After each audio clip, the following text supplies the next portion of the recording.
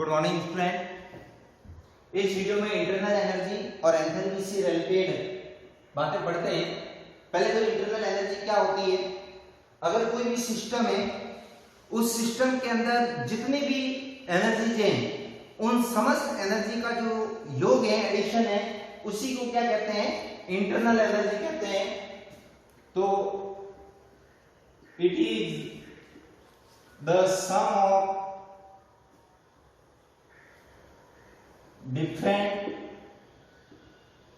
energy of system as electronic energy, vibration energy,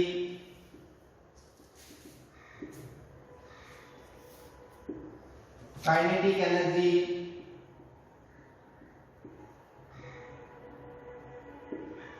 rotational energy,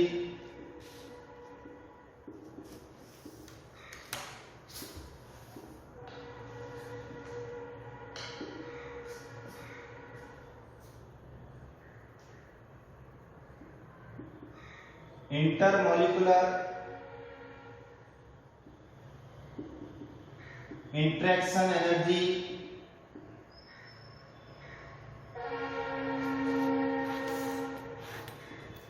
etcetera. मतलब अगर कोई भी सिस्टम है, उस सिस्टम के अंदर जितने प्रकार की एनर्जी होती है, उन समस्त एनर्जी का जो योग होता है, उसी को क्या कहते हैं? इंटरनल एनर्जी कहते हैं। इंटरनल एनर्जी E बराबर क्या हो जाएगा? सपोज मान लो कि इलेक्ट्रॉनिक एनर्जी अगर इसको E से दर्शाएं, प्लस वाइब्रेशन एनर्जी इसको EV से दर्शाएं, प्लस काइनेटिक एनर्जी इसको अगर E के काइनेटिक से दर्शाएं, रोटेशनल एनर्जी अगर इसको ER से दर्शाएं, इंटरेक्शन एनर्जी इसको EM से दर्शाएं। तो इस प्रकार से जितनी भी एनर्जी होती है, उन समस्त एनर्जी का जो योग होता है, उसी को क्या कहते हैं? इंटरनल एनर्जी कहते हैं। अब देखो, किसी भी सिस्टम की इंटरनल एनर्जी में परिवर्तन किस प्रकार से होता है। तो सपोज ये सिस्टम अगर A है और किसमें परिवर्तित हो रहा है? B में। अब यहां पर सपोज इसके लिए इंटरनल एनर्जी जो है,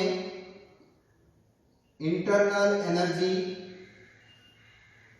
वो है EA। यहां पर इंटरनल एनर्जी क्या हो? EB हो। तो चेंज इन इंटरनल एनर्जी क्या हो जाएगा? Change in internal energy. Change in internal energy del E बराबर हो जाएगा EB माइनस EA। ये समीकरण बन जाएगी। Change in internal energy del E बराबर हो जाएगा EB माइनस EA। अब देखो यहां पर जब A से B में सिस्टम परिवर्तित हो रहा है, तो ये सिस्टम किस वे के द्वारा हो रहा है, उसके ऊपर ये इंटरनल एनर्जी डिपेंड नहीं करती है। बट इंटरनल एनर्जी किसके ऊपर डिपेंड करती है? इनिशियल स्टेट और फाइनल स्टेट पर। किसके ऊपर डिपेंड करती है? इनिशियल स्टेट और फाइनल स्टेट पर डिपेंड करती है। इसलिए जो इंटरनल एनर्जी है वो क्या है? स्टेट फंक्शन है। तो यहाँ पर एक इंपॉर्टेंट प्रश्न बनता है, वो बनता है कि इंटरनल एनर्जी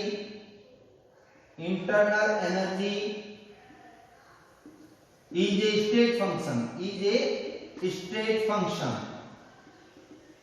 इंटरनल एनर्जी जो है वो स्टेट फंक्शन होती है। और स्टेट फंक्शन की डेफिनेशन क्या होती है? अगर कोई भी सिस्टम है, उस सिस्टम का वह गुण जिसकी जो वैल्यू है वो किस पर डिपेंड करती है? Initial state of the system and final state of the system पर डिपेंड करती है। उसके वे पर डिपेंड नहीं करती है। तो वो क्या कहलाएगा? स्टेट फंक्शन कहलाएगा। जैसे कि एक छोटा सा एग्जांपल टेम्परेचर को लेके करते हैं। सपोज स्टार्ट में टेम्परेचर T है और बाद में टेम्परेचर TB है। अब TA से TB में ये जो परिवर्तित हुआ है टेम्परेचर, अगर वैल्यू लेके सपोज मान लो कि 50 डिग्री सेंटीग्रेड था, बाद में हो गया TB कितना? 100 डिग्री सेंटीग्रेड। अब ये 50 से 100 डिग्री हुआ है, मतलब कि टेम्परेचर में जो वृद्धि हुई है ये इसको गर्म करने से हुई है। अब उसको गर्म कैसे किया गया है उससे कोई लेना देना नहीं है।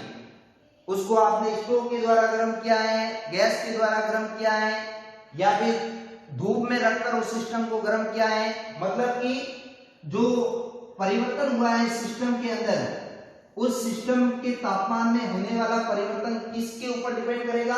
ये जो वैल्यू आएगी डेल टी बराबर 100 माइनस 50 बराबर 50, ये 50 ये वैल्यू किसके द्वारा आएगी? इनिशियल स्टेट और फाइनल स्टेट के टेम्परेचर के द्वारा आएगी, न कि इसमें परिवर्तन होने वाली प्रोसेस के ऊपर।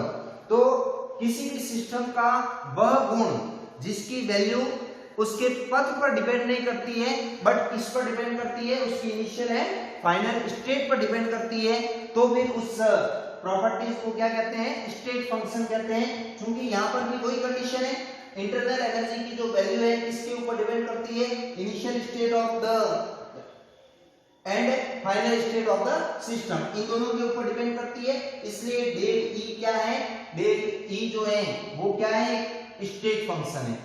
इसी प्रकार से दूसरा पॉइंट ये है कि इंटरनल एनर्जी जो होती है, internal energy is extensive properties. Internal energy extensive properties. Extensive property से मतलब क्या है? इसका मतलब क्या है? एक्सटेंसिव और इंटेंसिव मतलब ऐसी प्रॉपर्टीज जिनकी जो वैल्यू है वो वैल्यू किस पर डिपेंड करती है? पदार्थ की मात्रा पर डिपेंड करती है। मतलब जो सिस्टम है उस सिस्टम के अंदर जो भी पदार्थ रखा है आपने, जितना भी मैटर है, उस मैटर की क्वांटिटी पर अगर डिपेंड करती है किसी की वैल्यू, तो वो क्या कहलाएगा? एक्सटेंसिव प्रॉपर्टीज कहलाएगा। और उसकी अगर वैल्यू मात्रा पर डिपेंड नहीं करेगा तो वो क्या कहलाएगा? इंटेंसिव। तो यहाँ पर भी यही है कि अगर पदार्थ की मात्रा ज्यादा कम है, सपोज मान लो कि ये सिस्टम ए से बी में परिवर्तित हो रहा है, अब यहाँ पर 5 किलोग्राम कोई भी है, यहाँ पर भी वही वेट तो वही होगा। और दूसरा सिस्टम है, अगर ये मान लो कि यहाँ पर 10 किलोग्राम है, ये 10 किलोग्राम। अब देखो इसको अगर आप एनर्जी दोगे तो इसकी मात्रा कम होने की वजह से तापमान में वृद्धि ज्यादा होगी, इसकी मात्रा अधिक होने की वजह से तापमान में वृद्धि क्या होगी? कम होगी। तो कोई भी वैल्यू, ऐसा गुण जिसकी जो वैल्यू है वो किसके ऊपर डिपेंड करती है? इसमें उपस्थित सिस्टम में उपस्थित पदार्थ की मात्रा पर डिपेंड करती है। अगर मात्रा घटने या बढ़ने से उसकी वैल्यू में भी क्या आ जाता है? परिवर्तन आ जाता है, तो वो क्या कहलाता है? एक्सटेंसिव प्रॉपर्टीज कहलाता है। तो इंटरनल एनर्जी जो है डेल ई की जो वैल्यू है वो भी किसके ऊपर डिपेंड करती है? पदार्थ की मात्रा पर डिपेंड करती है। मात्रा अधिक होगी तो भी इंटरनल एनर्जी में परिवर्तन अलग आएगा, मात्रा कम होगी तो इंटरनल एनर्जी में परिवर्तन कम आएगा। तो इसी कारण से ये डेल ई किस पर डिपेंड कर रही है? इसकी मात्रा पर डिपेंड कर रही है, इसलिए इसको क्या कह सकते हैं? एक्सटेंसिव प्रॉपर्टीज है। तो इस प्रकार से इंटरनल एनर्जी के अंदर मुख्य रूप से 2 पॉइंट्स अपने को नोट रखने हैं कि एक तो internal energy is a state function and दूसरा है internal energy is extensive property. Thank you, very very thank you.